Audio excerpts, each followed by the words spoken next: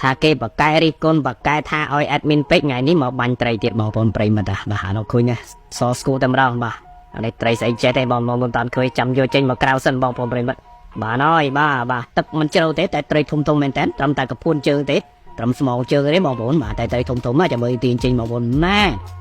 ម៉ែកូនអើយបាទទីឡាប់យ៉ាសុតបាទមួយជាង1គីឡូបាទហើយបាទមិនតូចទេបងប៉ុណ្ណានេះឲ្យមើលទឹកបាទទឹកនេះទឹកលុយគេហៅទឹកមើលជំរៅនេះគេហៅទឹកលូណាបាទមិនដែលមានណាអានេះវាតនៅក្រោមលក្ខណៈថាដូចជាដូចតកូនបោះតតកូនអីមិនបងប្អូនអាតកូនតែឬក៏មិនបងប្អូននឹងហៅអាណាស្នេះវាតនៅក្រោមនឹងអូយនិយាយវាធំធំមែនតើហើយអាក្បាលដបមិច admin យ៉ាឬគេរិះគន់ឬគេថាឲ្យបងប្អូនប្រិមិត្តគេថានេះអាការបាញ់អញ្ចឹងនោះគឺធ្វើឲ្យត្រីដាច់ពូជ admin ទៅចង់ឆ្ងល់វិញដល់ពេលបាញ់ចេះយើងយកតាត្រីធំធំទេណាបាញ់យកតែមួយទេអញ្ចឹងមានអីទៅតដាច់ពូជត្រីខ្សត់ត្រីនេះ admin ទៅអត់យល់ត្រង់ចំណុចហ្នឹងណាបងប្អូនប្រិមិត្តបាទបើថាយើង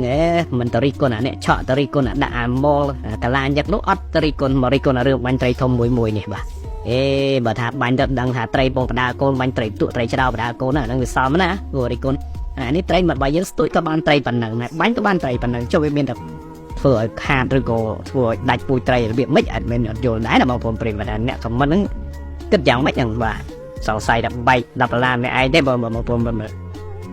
អញ្ចឹងមិនអត់ចិត្តចេញវីដេអូអញ្ចឹងទៀតទៅមកបងប្អូនបាទចេញវីដេអូបាញ់មួយទៀតចាំមើលបងប្អូនប្រិយមិត្តជួយបញ្ចេញមតិយោបល់របស់គ្នាមើលថាតានៅវាធ្វើឲ្យដាច់ពូជត្រីមែនឬក៏មិនបាទតែ admin រកវាយងាប់ក៏មិនជឿដែរវាគ្មានដែរបាទ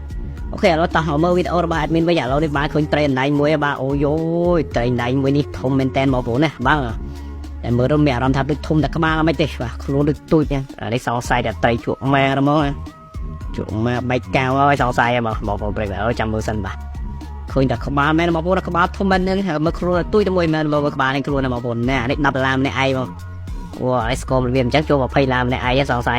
នេះបែកកៅជក់អត់មានចូលទេនេះអញ្ចឹងបានវាដល់ពេលថ្ងៃឡើងមកក៏នៅកែមខាងឲ្យគេបាញ់យ៉ាងស្រួលដោយសារវាបែកកៅបងប្អូនលេលើ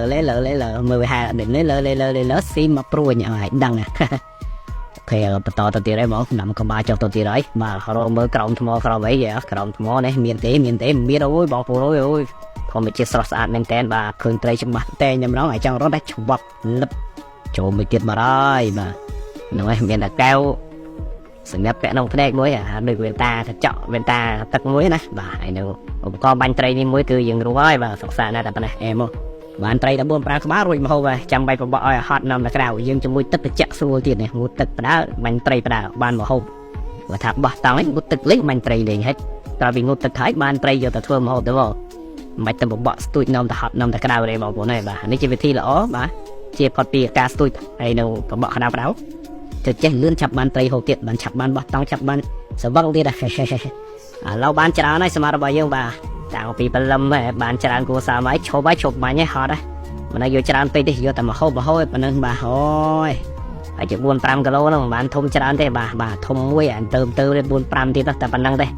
អញ្ចឹងមកហូបអីប៉ុណ្ណឹងបាទពីពេលមួយថ្ងៃ2ថ្ងៃចេញមកម្ដងអញ្ចឹងណាបាទឥឡូវបានច្រើនប៉ុណ្ណឹងគួរសមដែរថតមួយសិនអូខេបើថាថតហើយដល់ពេលវេលាទៅវិញណាបងប្អូនប្រិមិត្តបាទចឹង admin ក៏ដល់ពេលវេលាត្រូវត្រឡប់ទៅផ្ទះវិញដូចគ្នាបងប្អូនប្រិមិត្តវីដេអូរបស់យើងក៏ដល់ទីបញ្ចប់ដូចគ្នាបាទជួបគ្នានៅវីដេអូក្រោយហើយជួយ comment ប្រាប់ admin ម្នាក់មួយផងណាបាទបាយ